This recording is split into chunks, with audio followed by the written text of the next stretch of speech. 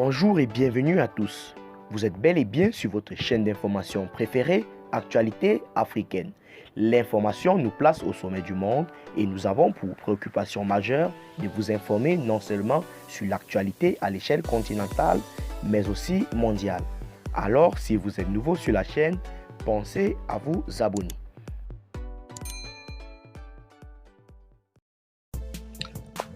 Eh bien les amis, bonjour et merci de toujours rester scotché à votre chaîne d'information Actualité africaine. Cette chaîne-là qui s'est donnée pour principale mission de vous informer à l'échelle mondiale, voire internationale. Ce faisant, nous vous prions de toujours nous écouter.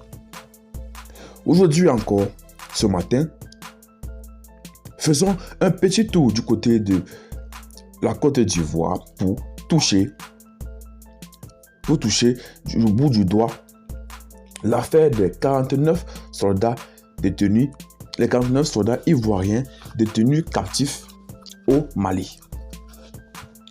Ce faisant, notons que ces différents soldats qui étaient détenus captifs dans les prisons du Mali avaient été, n'est-ce pas, commandités, encore moins gérés par un certain nombre de personnes, notamment les hommes d'affaires maliens. Ces hommes-là qui ont financé cette mission antiterroriste, mettant ainsi en exergue les militaires ivoiriens.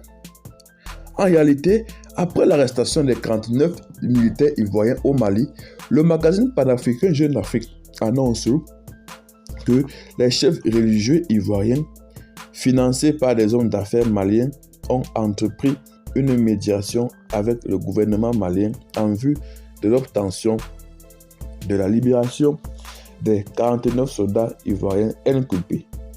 À en croire Jeune Afrique, une délégation des chefs religieux ivoiriens aurait été subventionnée par des hommes d'affaires maliens afin de se prendre au Mali pour discuter avec le gouvernement malien afin d'obtenir la libération de ces soldats.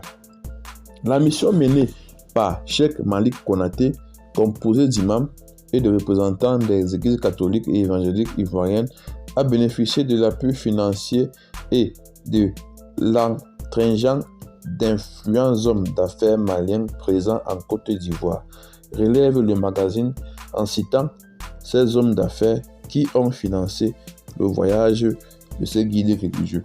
Parmi eux, nous avons Cissé Komé, Maroud Ben Mokhtar, installé sur les bords de la lagune Ébrié depuis plus de 30 ans, avec le premier est cité par plusieurs de nos sources, indique-t-il en présentant la délégation des chefs religieux cette émission.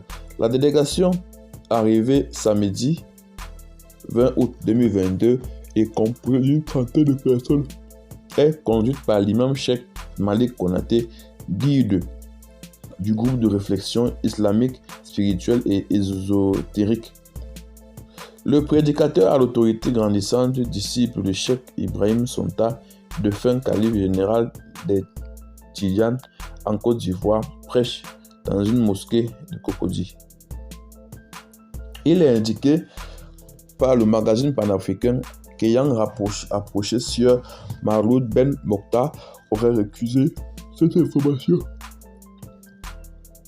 Les 49 militaires ivoiriens ont été inculpés le vendredi 19 août 2022 pour tentative d'atteinte à la sûreté de l'État et mis sous mandat de dépôt, a déclaré l'agence France Presse.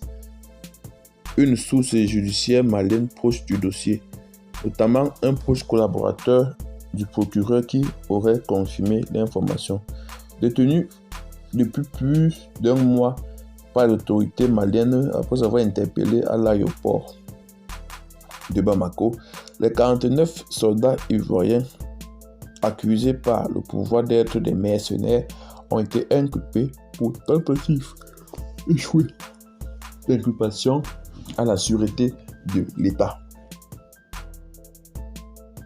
C'est donc sous ce terme que nous mettons fin à cette minute de l'information.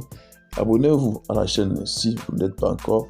Surtout, partagez la vidéo si vous l'avez trouvée intéressante et activez la cloche de notification pour ne rater aucune de nos prochaines vidéos.